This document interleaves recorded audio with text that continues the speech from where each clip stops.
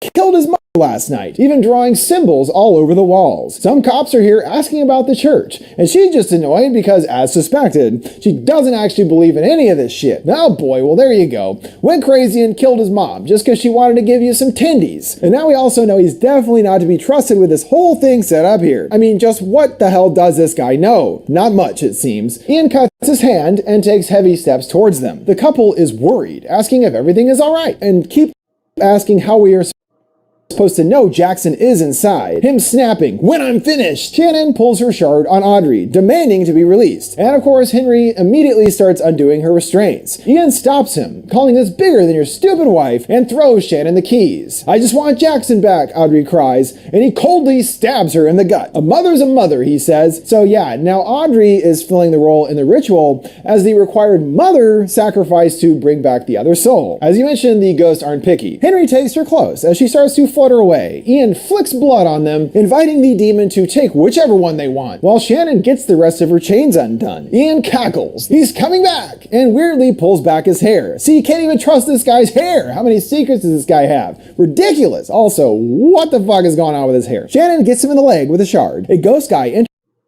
enters and starts smooching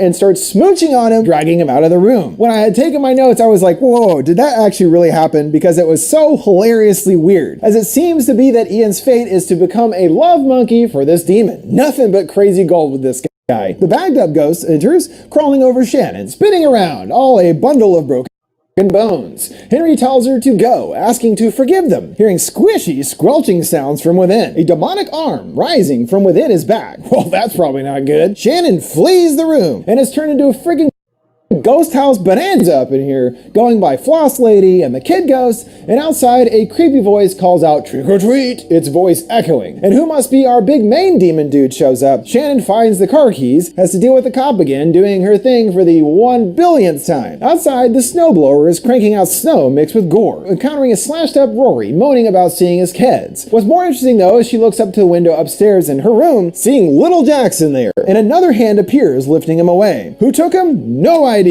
But it does make sense that Jackson would be there. She's been seeing him pretty much the whole time, as we remember, and was a tortured soul and everything. He just didn't want to miss the party, you know? Shannon hightails it out of there, driving deep into a forested area, and comes to a stop. She spots someone walking in the road, who stops for a bit, noticing that they appear pregnant too. And then they just keep lumbering along off into the woods. Shannon looks down to her stomach, hearing the child's heartbeat. Right, a bit to unpack there, as we remember where their well-intentioned plan went astray. And guess what? It's all Ian's fault. He broke the barrier around the room, so any demons or spirits or whatever can just come waltzing in. If the barrier had stayed in place, since we know Jackson was in the room, it could have gone as intended, with Shannon being sacrificed and Jackson's soul resurrected in her body as a host. Point being, it could have been anything at this point that got in there. And thanks to some clues I found from the filmmakers, we know the demon at the end is called Vanth, who is eternally pregnant. And this is also who we saw climbing out of Henry. So it went from Audrey, who died, then was able to come to fruition in person via Henry's soul, using him as the host.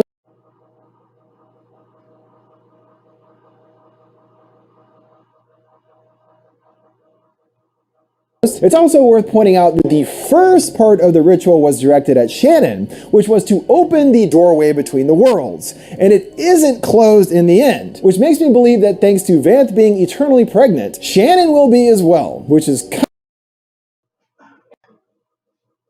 kind of weird, or demon baby, I mean, who knows? But it definitely seems like Ian's intent was to leave the door open and bring this demon through, not what they were going for in the beginning. Well, that brings us to the conclusion of this ending explained on Anything for Jackson. You know, you really feel for the couple and their plight throughout. With the cop again, doing her thing for the 1 billionth time. Outside, the snowblower is cranking out snow mixed with in the road, who stops for a bit, noticing that they appear pregnant too. And then they just keep lumbering along off into the woods. Shannon looks down to her stomach, hearing the child's heartbeat. Right, a bit